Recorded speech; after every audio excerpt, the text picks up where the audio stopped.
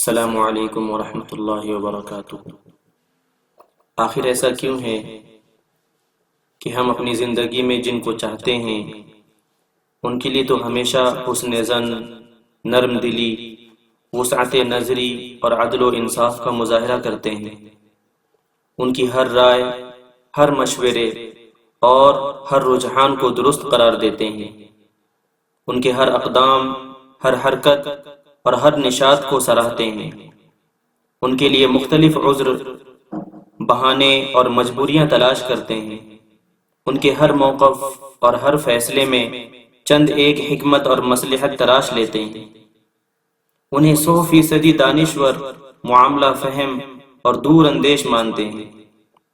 لیکن جنہیں ہم نہیں چاہتے ہیں ان کے لیے ہمیشہ سوء ظن، سنگ دلی، تنگ نظری اور ظلم و ناانصافی کا مظاہرہ کرتے ہیں۔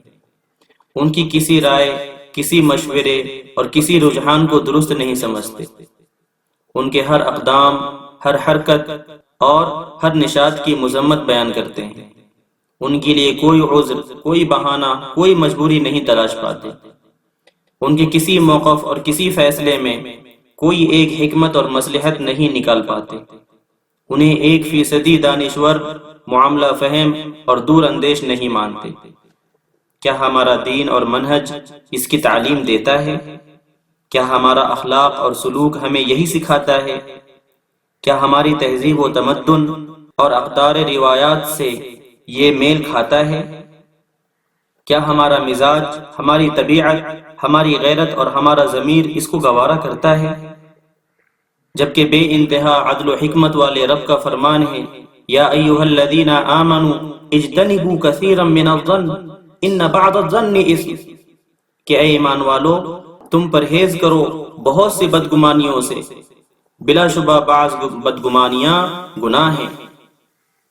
اور ایک جگہ فرمایا، یا ایھا الذین آمنوا کونوا قوامین للہ شہداء بالقسط ولا یجرمنکم شنآن قوم علی الا تعدلوا اعدلوا هو اقرب للتقوی، یعنی اے ایمان والو تم ہو جاؤ اللہ کے لیے حق پر قائم رہنے والے، عدل و انصاف کے ساتھ گواہی دینے والے، اور کسی قوم کی دشمنی تمہیں ہرگز آمادہ نہ کرے اس بات پر کہ تم عدل نہ کرو۔